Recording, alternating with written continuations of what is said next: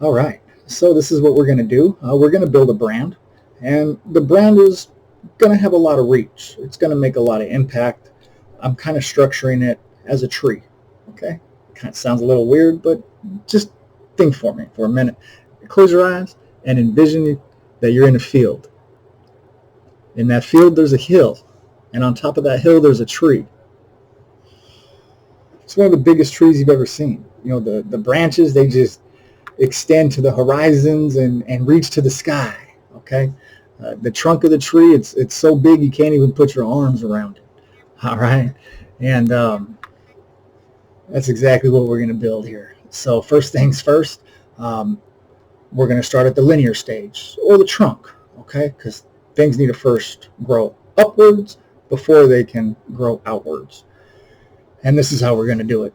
ODV Consulting is going to work with small businesses, preferably businesses that are 3 years and younger, startups, and in the infancy stage. We're going to offer marketing and consulting services to give them a more real-world appeal, link their social medias, create sales funnels, generate an audience, and help create customer flow. So this will do two things. It will help enrich the small businesses within the Phoenix and Arizona metropolitan area. The reason why I'm motivated to do this, the better we are with successful small businesses, the more enrichment we will see in our community. Okay, when you go spend your money at Walmart, that dollar, it doesn't go back into the community. It goes elsewhere. Okay, it doesn't stay here in Phoenix. That money gets shipped off. Small businesses, a huge percentage of that money stays in the community and gets regenerated. Okay, what this does is it creates a better community. We're stronger. We have more money. Small business is the way to go. It's the backbone of America. Second thing we're going to do is that we're going to start getting into the juvenile prisons. I've already been putting in my footwork. I submitted my background, and we're just kind of waiting to hear back. This is the goal.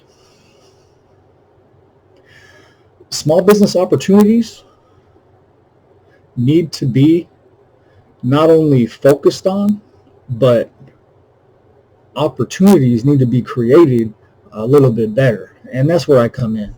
So with these juvenile prisons, these kids, like, they're fresh off the streets. They've been running and gunning. They've been hustling. Who knows what they've been doing.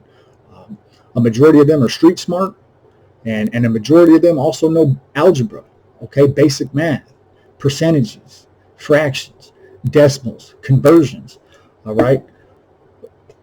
We deal with it all the time, especially when we're breaking down product, separating it, and then, shipping it out. So it's a whole process. Skills and talents like that, they're very useful and beneficial into the business and commerce world. The only hindrance is that the focus it's wrong. Okay, they're focused, down the dark alley. They're trying to build street cred and become, the next, whatever, Scarface. That's not going to get us anywhere. Okay. You have to refocus, and you need to pivot your business interests. And a lot of these kids, especially in the juvenile prisons, they're going to have talents. Art, like tattooing, painting, mechanics. I mean, you name it. When I was in prison, off and on for 12 years, I heard so many business ideas. They were great. They were amazing. Some of the best business ideas I ever heard came out of prison. However, once these guys get out, they either lack the opportunity, the means, or the motivation. Okay? Well, I can't do nothing with the motivation, but I can provide the opportunity and the means. All right? And that's exactly what we're going to do. So I'm going to work with the Small Business Association and the small business resource areas that are in the metropolitan area. And we're going to start getting kiosks in these prisons, in these juvenile prisons. We're going to flood them with, well, not really flood them, but we're going to make sure that they have literature and material on basic business startups. We're not talking about Fortune 500s. We're going to teach these kids how to start, like, window washing companies. tattoo businesses, detailing companies, okay, things that you need an LLC or a sole proprietorship for. Advanced courses will come later, but what we want to do is we want to at least plant the seed. That way when these kids, when they get out of juvenile prison, chances are they're going to be adults.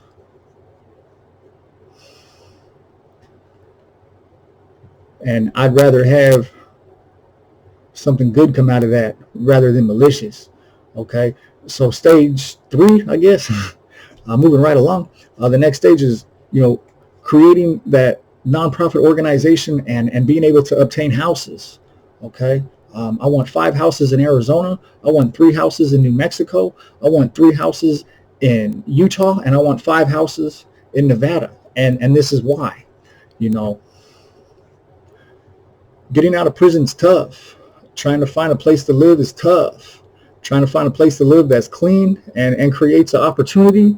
Come on, that's a diamond in the rough, man. That's not readily available. Okay. When these kids, the juveniles, when they get out of prison, chances are they're going to be like 17, 18 years old, and when they get into our halfway houses, we're going to be able to work with them hands-on and make their business plan a reality. We're going to teach them how to work a 9-to-5 job and create time for your business on the side. Okay, we're going to teach them how the two merge together and how you can take off with one and keep the other one at an idle. All right, because it never hurts to have, what y'all call it, like a 9-to-5 job. It never hurts to have some bread and butter in your pocket. So that's exactly what we're going to teach.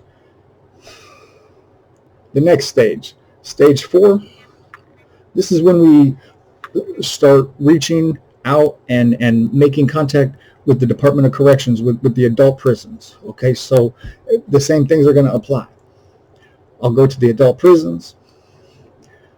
I'll create an opportunity for them to have housing. And here's the requirement for entry. So you have to be small business minded. You have to have that entrepreneur spirit. And you're going to have to submit me a business plan. And that business plan, it's going to have to be legit. The business is going to have to scale. If I don't see any success in it, then we're not going to take you on as a resident in our house.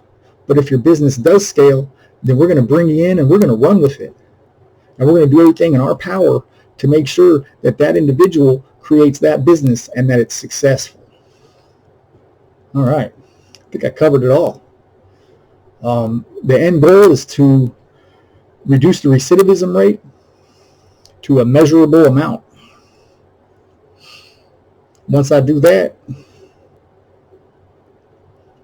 I'm going to Washington, D.C., and I'm going to present them my results and let them know that this is getting out of control and this is what needs to happen, and try to create a federal program out of it. But let's just start at one thing at a time, huh?